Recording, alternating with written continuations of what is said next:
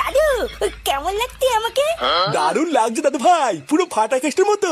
হ্যাঁ গো, কি দরকার ছিল এতগুলো টাকা দিয়ে জামাটা কেনার? এই অভাবের মধ্যে একটু কম দাম দিয়েও তো কিনে দিতে পারতে। আরে গিন্নি, কালকে নববর্ষ বলে কথা, বাচ্চা মানুষ একটা দিনই তো পড়বে। বাজারে এই জামাটা একবার দেখেই আমার পছন্দ হয়ে গেল, তাই আর না নিয়ে থাকতে পারলাম না। আর তাছাড়াও দেখছো না, দাদু ভাই এই জামাটা পেয়ে কত খুশি। হ্যাঁ তুমি ঠিকই বলেছো, এই জামাটাই দাদু ভাইকে খুব মানিয়েছে। কিন্তু এই সপ্তাহে চাল ডালও শেষ হয়ে গেছে, সেটা কি তোমার খেয়াল আছে? আরে তুমিও তো চিন্তা করছো কেন? দাদু ভাইয়ের জামাটা কিনে আমি আরো 500 টাকা আলাদা করে সরিয়ে রেখেছি। টাকাটা তোমার রান্নাঘরের মিসকেটের উপর রাখা আছে, ওটা দিয়েই 2-1 দিন চালাও, তারপর আমি দেখছি কি করা যায়। আরে সালা, নতুন জোকারের জামা, এ তো ব্যাপারই আলাদা।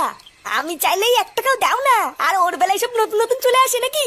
তোর মতন 12 পাইনি আদা আমরা ছেলেকে তো খেতে দেওয়া উচিত না, তাও যে দিচ্ছি তোর কপাল ভালো। তাই নাকি? ওইসব সিন ছাড়ো, দাও ফাটাকে জামা কিনে দিয়েছো, আমাকে 500 টাকা দাও, কালকে আমি পিকনিক করবো। কি কি কি কি হয়েছে? 500 টাকা? শান্তির ছেলে কাল কি খাবো সেটা নিয়ে ভেবে মরছি, আর তুই 500 টাকা নিয়ে ফুর্তি করবি?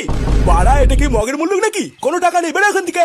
ও, ফাটার বেলায় তোমার কাছে টাকা চলে আসলো, আর যে আমি চাইলাম তখন টাকা নেই, তাই না? হ্যাঁ তাই, এবার চোখের সামনে থেকে দূর হ। ঠিক আছে, আমিও দেখছি এটা কয়দিন চলে।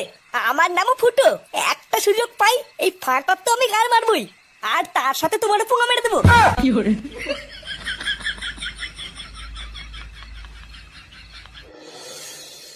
কি গো শুনছো? তাড়াতাড়ি এদিকে এসো। সাত সকালে বছর গন্ডার দিন কি শুরু করলে বলো তো? কি হয়েছে নাকি, এত চিল্লাচ্ছ কেন? চিল্লাচ্ছি কি আর সাধে?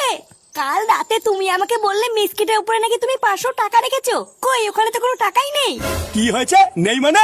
কাল রাতে আমি দাদু ভাইয়ের জামা কেনার পর জল জানতো 500 টাকা রেখেছি, আর এখন নেই বললে হবে? আরে হ্যাঁ গো, তুমি নিজে গিয়ে দেখো না, ওখানে কোনো টাকাই নেই। হ্যাঁ, নেই মানে? এটা কি চামচি কি নাকি যে ডানা মেলে উড়ে যাবে? একটা কর করে 500 টাকার নোট নিজের এই হাত দিয়ে আমি ওখানে রেখেছি, আর এখন তুমি নেই বললে কি আমি মেনে নেবো? একটা সুযোগ পাই এই ফাটার তো আমি গার মারবই, আর তার সাথে তোমার পুঙ্গা মেরে দেবো। ও বুঝেছি, ফুটো কোথায় গো? ওকে ডাকো। ও তো বাড়িতে নেই, সেই সকাল বেলায় কোথায় যেন পিকনিকে গেছে। পিকনিক করতে গেছে? দাঁড়াও, ওর পিকনিক আমি করাচ্ছি। তা কোথায় পিকনিক করতে গেছে জানো? না, আমাকে কিছু বলে যায়নি, আমি কি করে জানবো? শান্তির ছেলে দাঁড়া, তোর পিকনিক আমি বের করছি।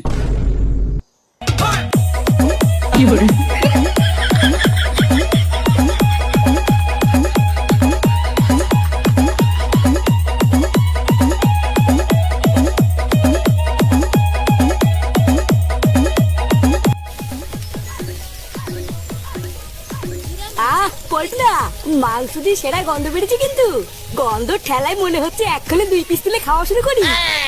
আরে গন্ধ তো বেরোবেই, আমি রান্না করছি না। একদম জল কম দিবি পল্টু, না হলে কিন্তু মালের সাথে মানাবে না।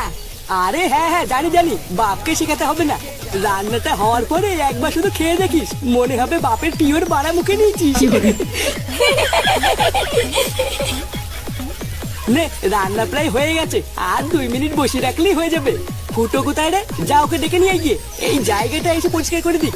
ও, ফুটোকে ডেকে লাভ নেই পল্টুদা, মালটা পাগলদের মতন একা একা নাচ করছে। তোমার রান্নাটা হোক, আমি আর ফটকে দুজন মিলে পরিষ্কার করে দিচ্ছি।